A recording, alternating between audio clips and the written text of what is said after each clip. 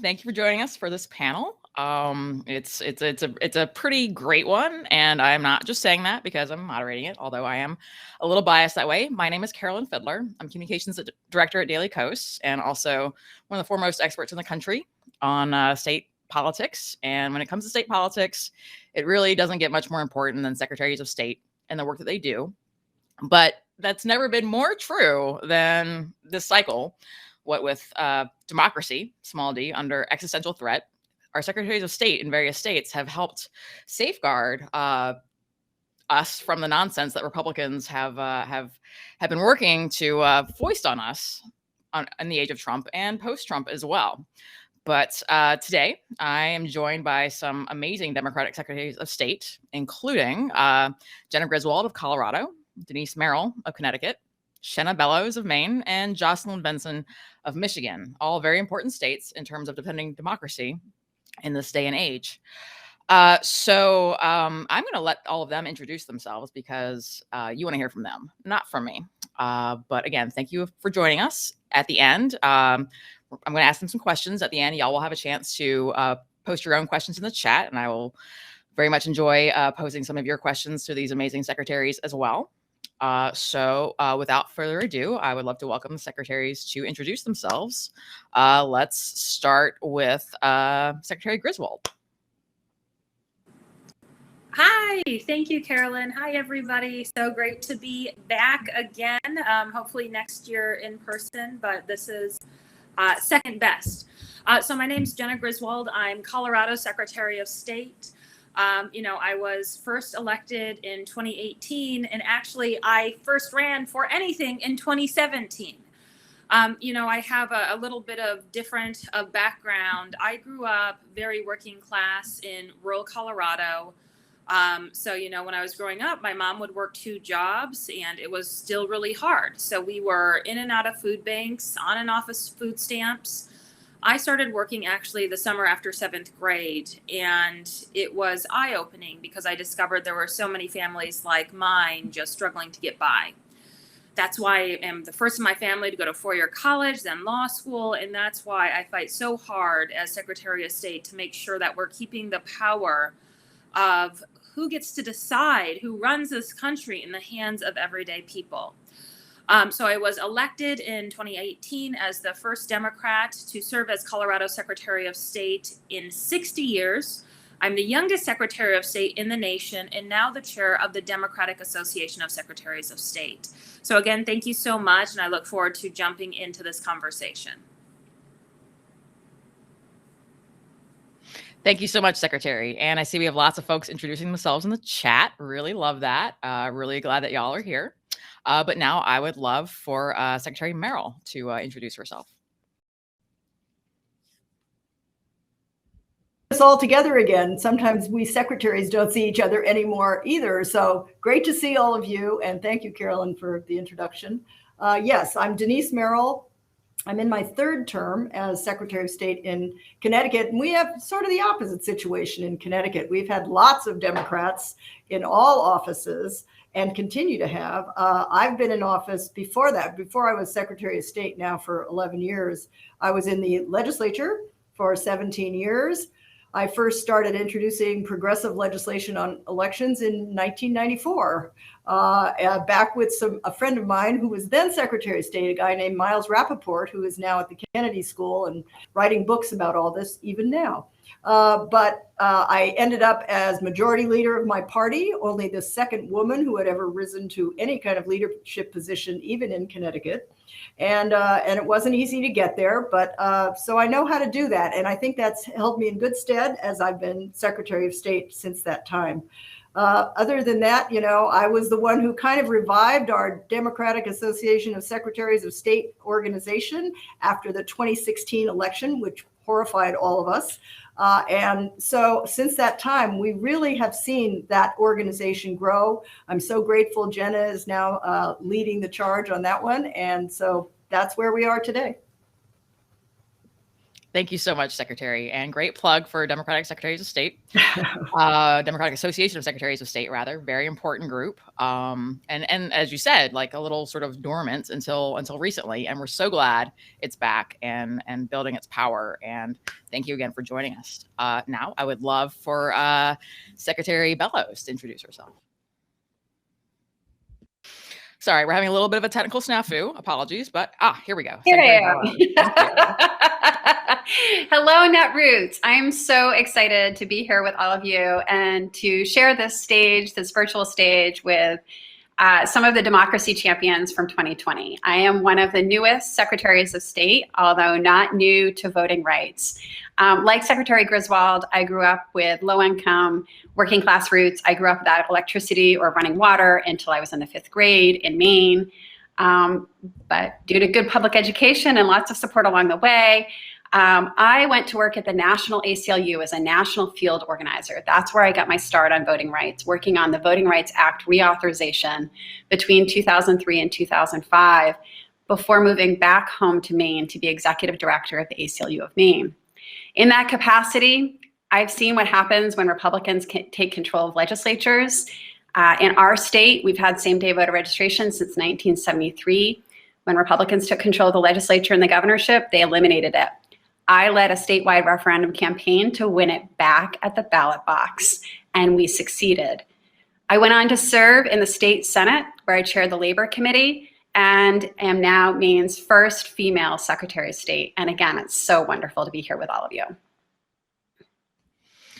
Very exciting. Again, I love to hear about folks who spent time in the legislature, but that's my bias. But we all know, and I know all the good folks who are joining us here this morning for this panel also know how important state politics are, not just in legislatures, but also this crucial role in terms of safeguarding our elections and the actual practice of our democracy. And now we have Secretary Benson, and I would love for you to introduce yourself to our amazing audience, Secretary Benson.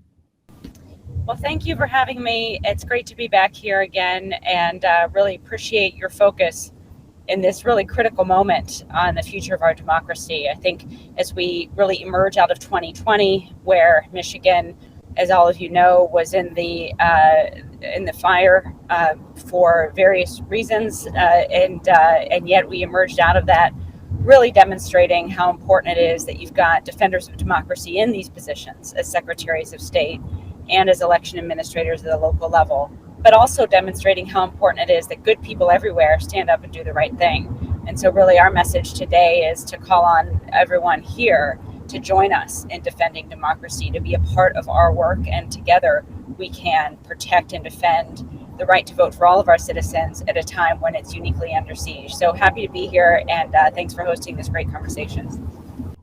Absolutely. So glad y'all are here to join us. And, I'm all smiles because I love Netroots. And while I'm sad that we can't do it in person, I'm really happy that it's happening and that y'all are here with us today. And, but this is actually a really kind of dark moment. I don't know about y'all, but I am a little scared. I'm full of hope, but also we've seen what Republicans are capable of, and they keep showing us the levels to which they are willing to stoop to steal elections, to delegitimize elections. So I would love to hear from each of our secretaries right now. What do y'all think are the biggest challenges facing our democracy right now, specifically in your states, but also, writ large, if y'all feel like expanding on that a little bit? Let's start with Secretary Merrill. Sure. Yes, it has been a very, very difficult time in elections, for some of us more than others. But I think right now, after the 2020 election, which actually was amazingly successful in most of our states, ironically, we're left with something I call the 3 Ds: distrust, disinformation, and downright lies that are tremendously impacting the way we function and what we're having to do to try to get that trust back.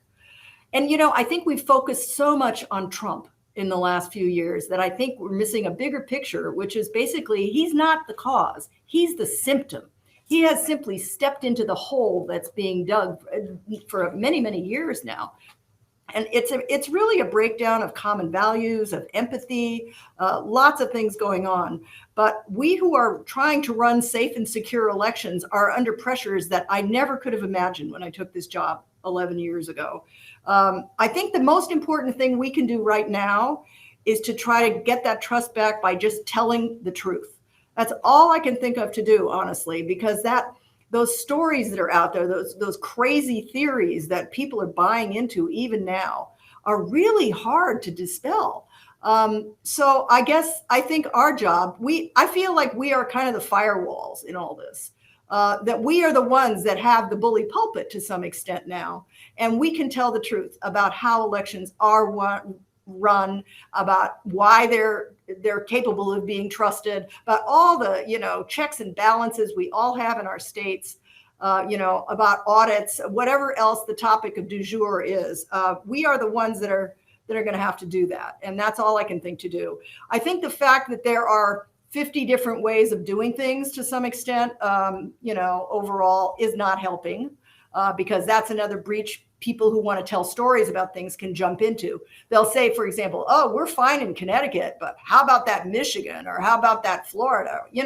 So that makes it really difficult. I personally think we need a federal response, which is, of course, under discussion at the moment, to have some basic standards that everyone can understand. Like everyone should have early voting. Everyone should have some way to vote by mail. And those things can only be established from a federal level. Great points. Really very important points there. Secretary Benson, would you weigh in on this?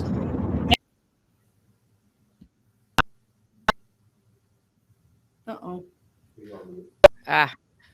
It just wouldn't be a virtual event if we weren't having a little Can you still hear me? difficulties. Yes, that's much better.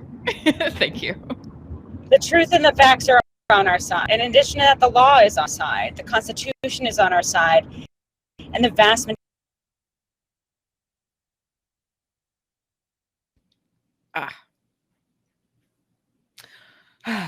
well, we will hopefully that Secretary Benson's connection will straighten out a little bit, and we'll try and hop back to her. that by participating.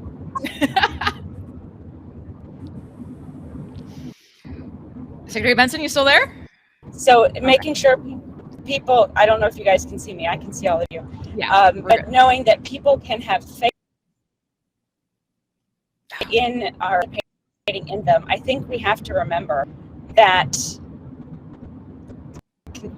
I can't tell if you guys can hear me or not. I'm just trying to read everyone's facial expressions. We have to remember that the goal here of those trying to deny democracy is not just get harder to vote. It's not just to even put people in place who will be willing to overturn election results or not certify election results if they don't like them. All of those ways we're seeing that the war on democracy escalate in the near term. But the long-term goal is to disengage people in the process, is to cause people to give up and stop participating, and thereby stop holding their elected officials accountable. And so what this is about is a battle over accountability in our politics today. And through democracy, we can hold our elected officials accountable through protecting access to the vote, through protecting the security of the process. We protect the ability of all citizens to ensure that elected officials are held accountable. And those trying to dismantle democracy want us to give up. They want us to disengage. They want us to pay attention to the many other things: climate change, freedom of choice, gun rights, and protections over safety in schools. All of those things, which are at the forefront of so many of our hearts, all come back to whether we have access to democracy.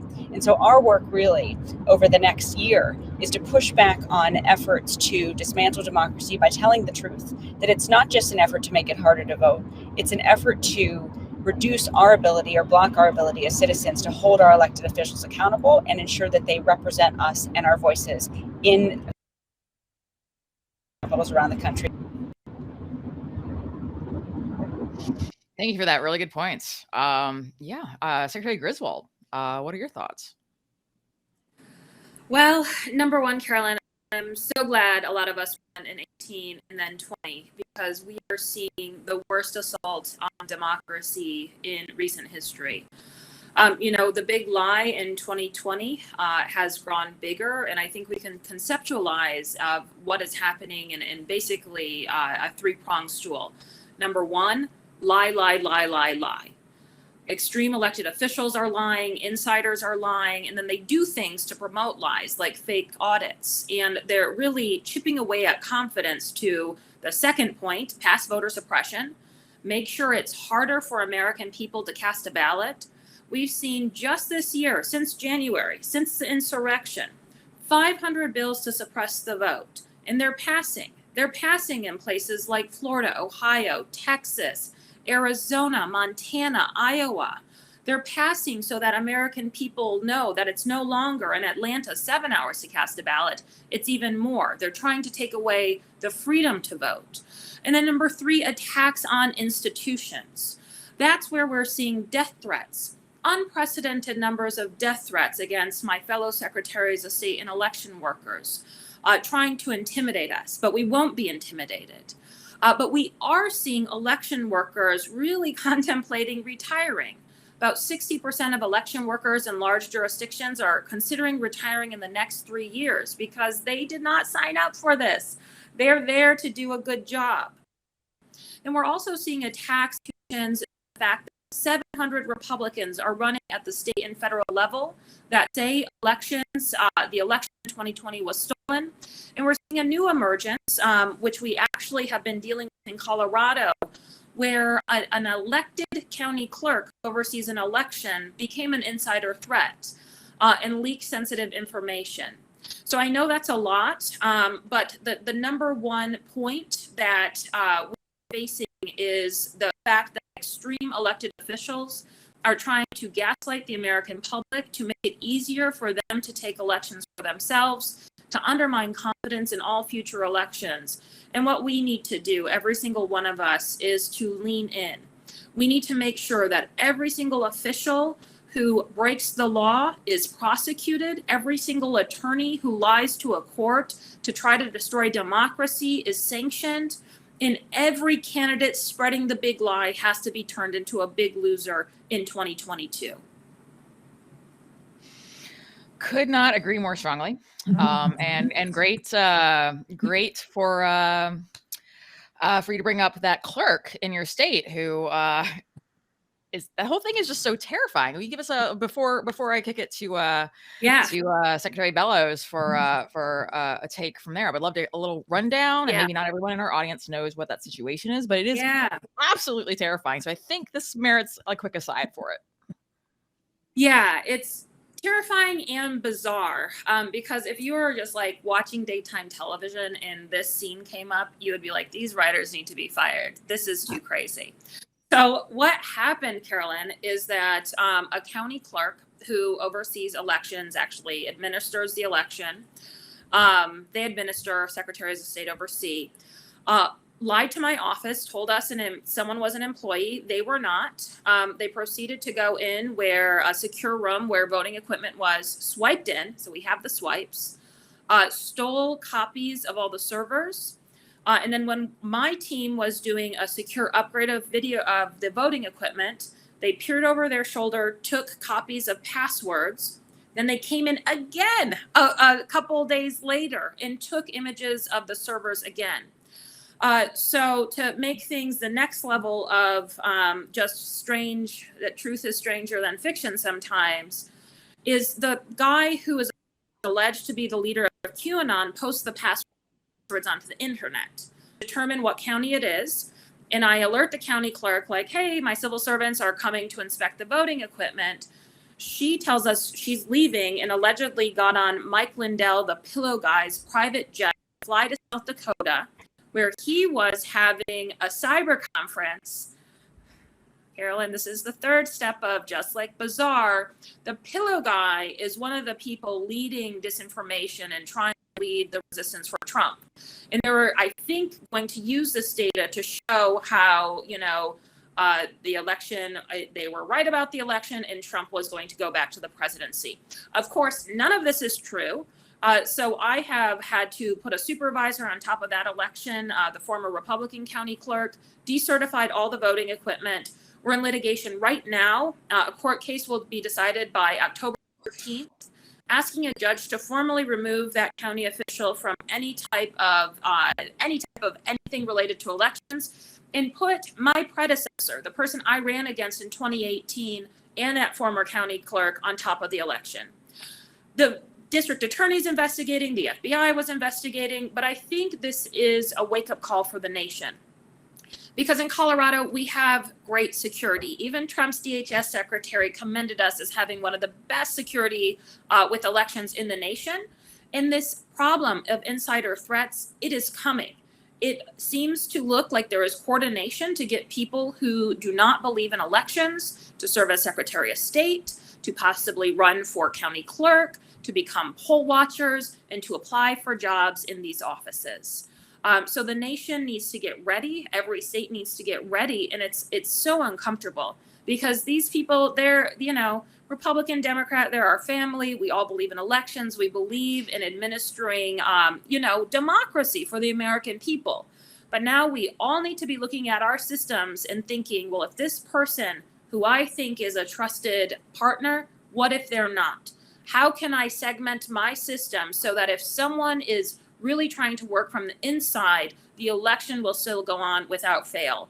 And that's one of the silver linings that it happened in Colorado, because we have such good security, but it should be a red alarm for the rest of the country. For sure. Thank you for expanding on that. It's just like you said, if this were on a TV show, the writers would get fired because it's lazy and just bonkers. Unimaginative or too imaginative. But yeah, for sure. So thank you for that. But let's pull it back out to 60,000 feet. And Secretary Bellows, would love to hear about your thoughts on the biggest threats facing our democracy at this point in time. Well, what Secretary Griswold just said and named is something that was unimaginable 2 years ago or 10 years ago, and that is election sabotage. It is a crystal clear example of what's happening all across the country. So we need to organize to make sure we have better leaders in positions of power to fight back against that. Secretary Benson talked about voter suppression, and that's something that when we started our careers at the ACLU and Southern Poverty Law Center, fighting back about systematic, structural voter oppression, targeting specifically Black and brown voters. It's rooted in white supremacy. That is something we have to continue to do work on. And Secretary Merrill talked about the For the People Act and the Freedom to Vote Act. We must have federal standards all across the country. And then finally, just to echo my colleagues, this is rooted in a deliberate and organized campaign to discourage people from participating in our democracy. It is an attack on our very democracy itself, because when everyone participates, everything that we care about, social justice, climate justice, economic justice, we win. Those on the other side are trying to discourage people from participating. That's what this really is about. We have to fight back to protect our democracy, to protect everything. That's such a good point. And y'all are obviously all from different states, and as was mentioned before, every state has its own set of election laws and practices and the way it executes elections. So I would love to hear from each of y'all a little bit about what is within your power as Secretary of State in your state to make voting easier, and to make elections, to maintain them as the trusted institutions that we know that they are. Whoever wants to take that one first. I can start from Michigan. And I should mention that in about an hour, all of us, just to sort of emphasize the moment we're all in, have a secure briefing from the federal government on threats to election security at the national level. And I just say that because I know people are like, why is she in a car right now? It's because I have to go to actually a secure location, actually at an Air Force base in Michigan, which is an hour away for the briefing. So I'm glad, I'm glad in Maine, Shenna only has to go for 5 minutes. But yeah, so at 1 o'clock, we'll all be in secure facilities in our respective states getting this information. And I mention that because it also underscores this moment that we're in, which is that we stand on the forefront, not just of protecting access to the vote, fighting back against attempts to dismantle democracy, but also securing the system and ensuring that the system itself is secure from foreign entities trying to hack into our infrastructure. Now, that said, with regards to what we can do to increase access to the vote in Michigan, as Shenna mentioned, my background is an election attorney. I started my career at the Southern Poverty Law Center and became an attorney to enforce the Voting Rights Act. And indeed, all of us here today really come from that, which I think speaks to what makes us effective secretaries of state. We're not elected officials seeking a platform. We are people who've dedicated our careers to protecting access to the vote. But when you become Secretary of State, it's ultimately being part of a partnership with local election officials, with the federal government, and with voters to work together to expand access to the vote. And among both ensuring policies themselves are in place, like no reason absentee or early voting, or election day registration or automatic voter registration, to also making sure they're administered in a way that increases access and protects the security of the process, and then educating voters about all of those options they have to vote so that they know, because building a secure and accessible infrastructure is only one piece of it. If voters don't know their options, if they don't know how to access their options, then everything we build is falls on deaf ears. But that said, the point I want to make with regards to Michigan is I'm really proud that in our state, our laws, our ability to have the right to vote from home, for example, came from voters themselves, not from me. It came from voters actually amending our state constitution through a ballot initiative to create these freedoms to vote and the secure protections. My job is simply just to administer them. And what I've seen, and as I've been doing this work now for the better part of 20 years, is that the more voters are driving and determining the election process they want and a part of creating it, the more engaged they're going to be when it's actually in place. And that's what we've seen in Michigan, and that's why we were able to implement all of the reforms, from voting from home to election day registration to automatic voter registration, within a year of my taking office, because it was voters themselves who had said we want them on both sides of the aisle, and it's voters themselves who are going to also stand up, I believe, in the long term and short term and protect those access points to the vote, because they know how beneficial it is, regardless of where you live or who you vote for. Now, that's a very good point. And I'm really glad you brought up that ballot measure, because I think it leads to a natural point about sort of the atmospheres in which y'all all work. I mentioned, obviously, you're from different states with different sets of election laws. But in Michigan, you're dealing with a GOP-controlled legislature, which makes a big difference in terms of what you're able to actually accomplish. The rest of y'all, thankfully, have Democratic majority legislatures. Love to see it. So you're probably gonna come at this from a different perspective. So would love to hear from you, Secretary Griswold. Yes, absolutely. So, when I was running for office, I said I wanted to do a whole host of things, and no one thought I could win. But then we won really big, historic election, but most importantly, got to work right away. I was able to lead the largest democracy reform in the nation and work with our legislature to get it passed. So in the 2.5 years that I've been Secretary of State, we've increased drop boxes by 55%. We increased voting centers, 42 new voting centers, which are our county-wide voting places. We guaranteed access on every single public university and tribal lands, and actually partnered with the tribes. And we're able to see a 20% increase in tribal voting. We did automatic voter registration, which registered 250,000 people in the middle of a pandemic. And did a whole host of other things, including parolee reenfranchisement, ballot tracks, ballot trace, making it easier to fix signatures. So we've been really leaning in. But in terms of what is the authority of Secretaries of State, of course, every single one of our state is different, but there's a threefold authority. Number, your leadership. You are the person thinking about democracy and delivering it for the people of your state every single day. So that's the leadership, putting together that legislative package and making sure that it gets passed. Number two, the administrative things that you can do. So for example, part of that increasing of Dropbox, really making sure there was enough access during the pandemic, was done through executive authority. Our work with the tribes, I ended up hiring someone from the tribes into my office to do outreach to try to reverse the historical disenfranchisement. That was executive authority. And then the third part is not necessarily, it's part of executive authority, but just trying to make good decisions, getting good people in these seats to make good decisions. You know, speaking of the insider threat we had in Western Colorado, the Secretary of State can ignore that. It's up to them. Whether it's working with the Attorney General, which we did to sue the Trump administration 2 times to stop them from using the post office to disenfranchise American voters. It's all these decision points that you have every single day of your job. Do I lean in to protect the vote? Do I lean in to shout truth, or do I sit back and just see what happens? And the great thing about Democratic Secretaries of State is that we are getting things done. We are getting things done. I truly believe we helped save democracy in 2020. And we are at one of the last lines of protecting the vote against this voter suppression, against the lies, and against what is coming in 2022 and 2024. Great, thank you.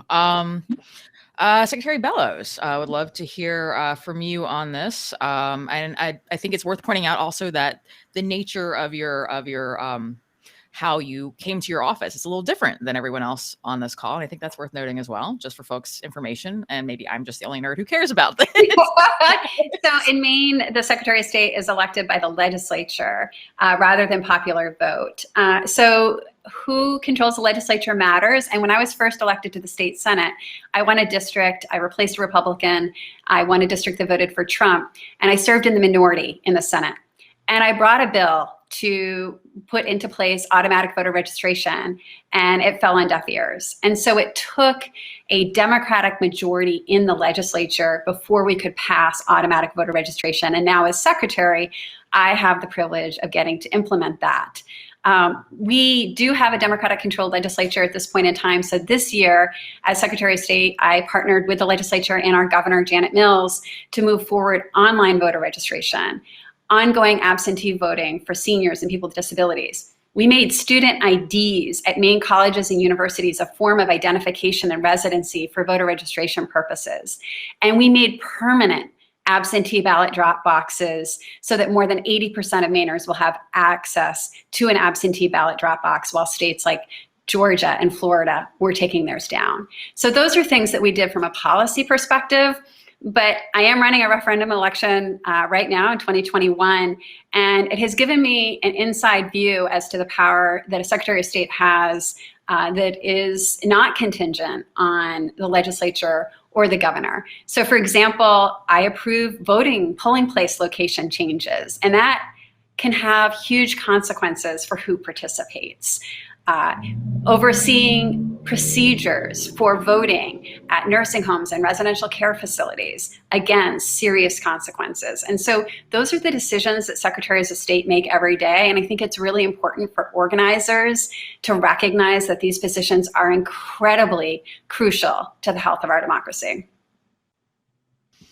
Fantastic, thank you. And now I think Secretary Merrill, with the most experience, like it's giving you a different perspective than I think the other secretaries on this call. So I'm really interested in what you have to say about threats in that context. Yes, and especially during the 2020 election with COVID, it was, this is a great example of how different states are. You know, you think of Connecticut as this blue state, which is true. We have Democratic legislature, Democratic governor, Democratic Secretary of State. However, in some ways, we have the largest barrier to change of any of the states. And so it may surprise people to know that, for example, we have no days of early voting and very restricted access to absentee ballots. And that is because we have a particular barrier that is not common, which is it's all in our state constitution. So if we want to change any of that, we have to have a constitutional amendment, which is very difficult to get, as everyone knows. The laws are not in statute. This became a huge problem during COVID because, of course, even emergency orders are only so good against constitutional provisions. So I think it is a great example of how a Secretary of State in particular can act using administrative powers during an emergency, especially, I have to say, in my case, working with the governor, who issued some executive orders that were very helpful. So we were able to allow people to get absentee ballots, even with different restrictions that we put in place just during an emergency. We did manage to get the legislature to go along eventually, but I was challenged in court all along the way.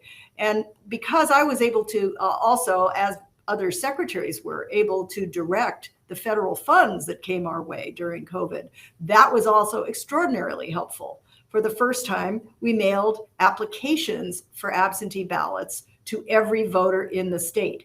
Again, challenged in court all along the way, but we did it, and it made a huge difference. In Connecticut, just to give you an example, usually about 4% of people vote by absentee ballot, to show you how rare it is, really. It's not used that often. In the 2020 election, about 35% of people ended up voting by absentee ballot, many for the first time. And it has done more to increase our turnout than I think anything else we've done in the last couple of years. We have, of course, instituted many of the reforms that people have talked about. But interestingly, this last year, I think we had the most successful legislative session around voting reform than we've had in many years. We instituted, the permanent ballot boxes. We had never had ballot boxes in Connecticut. Many other things that, parolees voting, lots of advances. And so it shows, I think, that, again, secretaries of state can be very powerful change agents, especially if you use all the tools at your discretion. For example, in Connecticut, when we did automatic voter registration, we did it by administrative fiat, not through legislation eventually. Now we have put it in statute as well, but it just showed that I was able to use my administrative powers to work with DMV to put that in place against a lot of opposition from Republicans. So, I think barriers come in all different shapes and sizes, and sometimes we're our own worst enemies in the sense that we have to work within those boundaries, but we can make a lot of difference just by using the tools at our disposal. That's why it is so important, not only that secretaries be Democrats and be committed to expanding access to the ballot, even in a state like mine. And that legislative experience helps. I have to say, I have called many times upon my relationships that go back, 30 years now.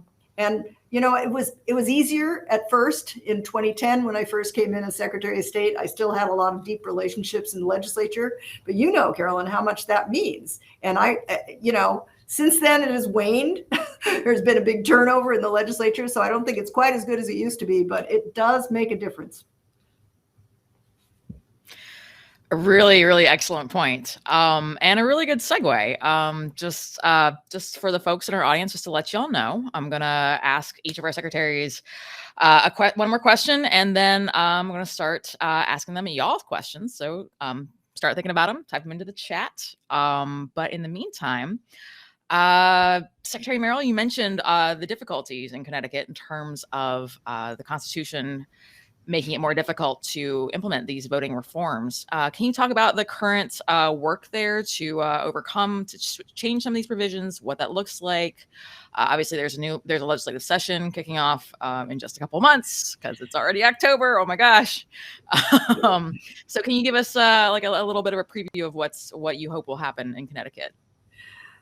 Sure. As I just alluded to, we have a big fight ahead of us to pass two different constitutional amendments, one that will allow Connecticut to have some days of early voting, and the other that will allow us to have vote by mail effectively.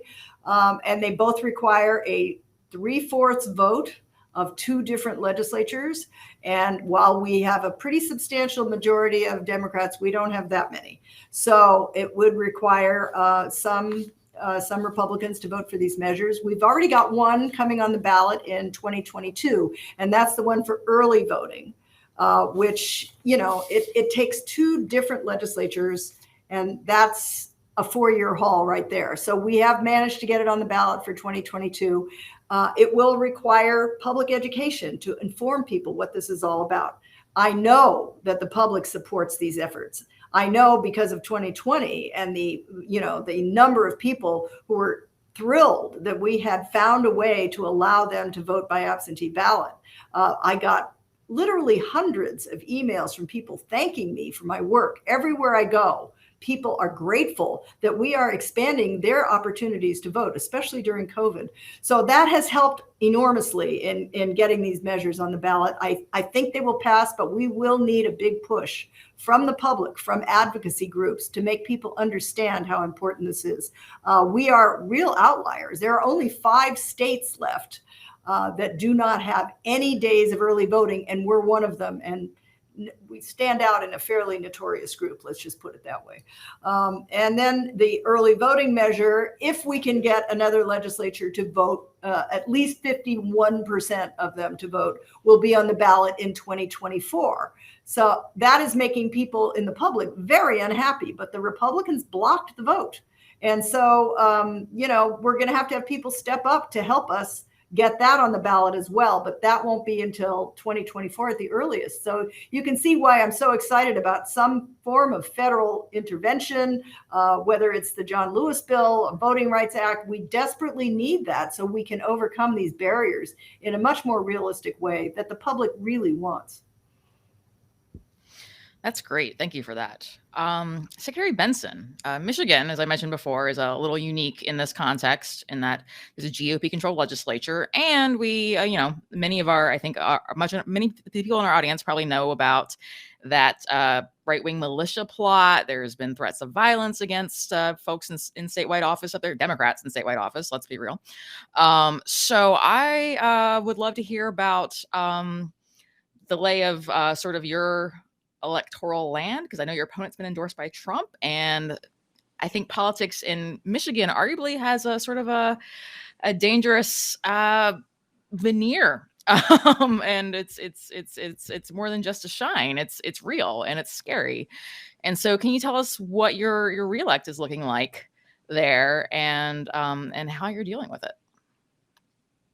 Yes. Is there a reason my video? There we go. Well, we can hear you. That's good. Okay. I'm not sure what is going on there. That's ominous. Like talk about threats and then my video goes out. Well, as long as we can hear you, we assume that you're still with Yeah, I can see all of you. Okay. So yeah, I mean, look, it's people are aware that of the threats that have occurred in Michigan throughout the past year. And that's been, really challenging but really, illustrative of, another tactic of those who are trying to deny democracy and dismantle democracy right now, which is try to intimidate those on both sides of the aisle who are working to protect the vote, to intimidate us out of doing our jobs, whether it's by showing up outside my home, as armed individuals did in December of 2020, to try to call me to come out and face them, as they said, or showing up at our state house or other places. I think the bottom line is, and what it was very clear to me in the midst of everything we went through in the 78 days between the closing of the polls in November and the inauguration in 2021, is that it's important to recognize that these threats aren't targeting us as individuals. They're targeting our democracy, and they're targeting the voters' voices. And I'll stand up every day to defend the voice of the voters and the results of our elections, which were clear and unequivocal in Michigan and in every other state in this country. I think, as Secretary Merrill started out by saying early on in this program, we have to remember that the 2020 election was the most successful, high turnout, secure election in our lifetime, both in Michigan and in states all around the country. That's a truth that we have to keep telling. And that's really what the violence and the threats are trying to intimidate us out of telling and replicating in the future. So I can't emphasize enough. I know we've talked a lot about the weeds in this conversation and the details of what we're seeing in our states. But I think it's important to remember that there's a national effort right now to dismantle democracy and disengage people through threatening election administrators and through discouraging people from believing in their voice, in their vote, and in the infrastructure of our elections and the people that defend them. And so it's all connected. And in that way, we all can do something about telling that truth and telling that reality. And I'll just say, I'm someone who, we've dealt with a lot of very serious threats that go beyond sort of the online piece, but are more in some ways focused on threats to family, threats to threats of violence in the neighborhoods in which we live. But again, with all of those pieces, I think it's important that we focus not on the threats against us as individuals as much as it's important to focus on the fact that we all have a job to defend and protect democracy, and that the threats against that are the most serious in this moment, and they're ones that we all can work together to defend against. That's great. Thank you. And please stay safe. Just the thought of armed people showing up outside of someone's home. I mean, that's just not something anyone should have to deal with ever. That's just, it's unreal, but that's the world we're living in right now, unfortunately. And speaking of the world we're living in right now, Secretary Bellows, you happen to be sort of the newest kid on the block, so to speak, since you became secretary in the aftermath of the 2020 elections. I believe I have that correct. So I would love to hear about what you were doing, seeing what you saw, knowing what we now know to prepare for 2022. I ran for Secretary of State to protect our democracy because I saw what was happening around the country in 2020, and I was deeply, deeply alarmed. I was sworn into office on January 4th, excited to be Maine's first female Secretary of State. Behind me is a portrait of the first female member of Congress, Jeanette Rankin, and that symbolism was really important to me. And then January 6th happened.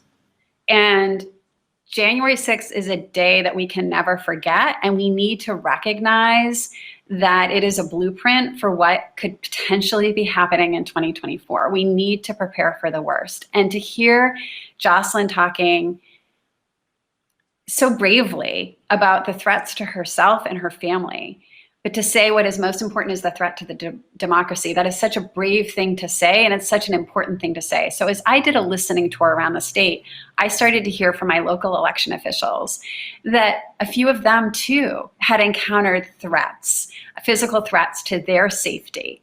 And this is, and shouldn't be, this is not partisan.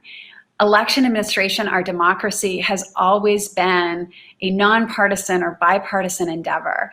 And those who would threaten that democracy, those who would do violence on our democracy, they are trying to attack our very structures, the freedoms that we as organizers have worked over 2 centuries to build. And so it was a sobering thing to come in thinking I was going to be working on policy and having a policy agenda to move forward, which we did, to expand voter participation in our state.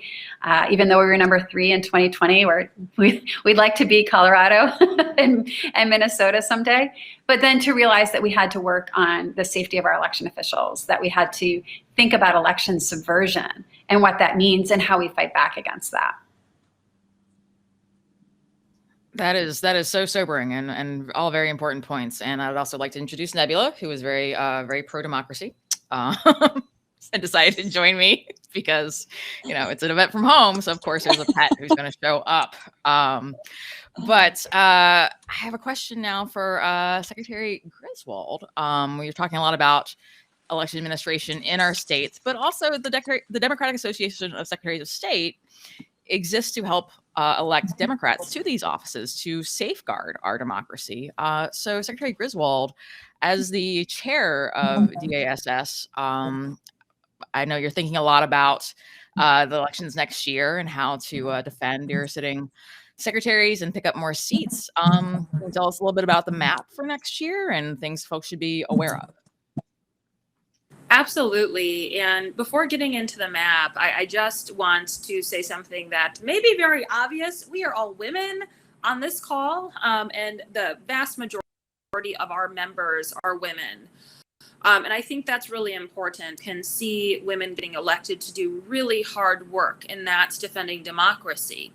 And so when we see these threats, it's not only to us as individuals, it's not only to our democracy, But it's one more barrier that future women who may be considering running for office are looking at. So we need to get on top of that. We need to stop the threats, but we also need to continue to, of course, have great women from diverse backgrounds in these seats fighting for democracy. And the time for winning these seats has never been more crucial. We've laid out exactly what is happening across the nation, an all-out assault on the very ideal that the American people choose their elected officials. We're seeing extreme politicians lie through their teeth to the American people so that they can try to take future elections, so that if January 6th happens again, there won't be as much confidence. There won't be as many people in civil servants positions and key elected positions to stand up for our democracy. We are seeing the slow erosion of democracy, and it depends on every single one of us to act now. And as chair of the Democratic Association of Secretaries of State, we are all in to do everything we can to get good people to administer and oversee statewide elections. Our top tier states that we are they're in our tier 1 right now include Arizona, Nevada, Michigan, Georgia, and my state of Colorado. All swing states, and in every single one of those states, we are seeing an extreme Republican run who was either at the insurrection, an author of voter suppression, or spreading the big lie. We cannot have chief election officers in these states not believe in democracy and the will of the people. The good thing is that we are working really hard. We have great candidates, of course, great incumbents, but great candidates emerging where we have open seats. We have a pathway to every one of these seats. So although it seems that the weight of the world, the weight of democracy is on our shoulders and we have to push through, I'm very hopeful we're going to win these seats. So please follow us on Twitter, come to events, tell your friends, tell your neighbors to check out the Democratic Association of Secretaries of State, because we are the people defending democracy so that every eligible American, Republican, Democrat, and Independent alike, has access to safe and secure elections and has the ability to choose who their elected officials will be. That's such an important point. Thank you very much for that, and thank you for the work that y'all are doing to not just be Democratic Secretaries of State, but to elect more Democratic Secretaries of State, because as we know, we need them. The last election showed us that in the worst way, unfortunately. But yeah, it's super crucial. So we have an audience question. Thank you for John, who posed this one. So how can we encourage Republicans serving as these local and county election officials to defend the integrity of elections? Do y'all have any thoughts on that? I know that local control is very important when it comes to elections. Those local authorities, those local community figures leading these efforts. And so I know interfering is probably not high on anyone's list of things that they want to do, but how do we do this? How do we work with them and use them to safeguard our small d democracy, even though they're large R Republicans? Well, I'll jump. I was making sure I was on unmute. Gosh, Zoom fell. I'll jump in with some initial ideas. I think it's really important to understand the attack on democracy is largely not coming from our neighbors, community members. It's being fueled by political insiders and, frankly, extreme Republicans who know better and do not care, who are lying. And the risk of that is you spread all this disinformation. In Colorado, as I've said, I'm the first Democratic Secretary of State elected in 60 years. The majority of our county clerks are Republican. And the people, for the most part, who have served in my position, we may disagree on some policies, but they will stand up for Colorado's elections. And you can see that in my predecessor and in the fact that he is helping out with our insider threat.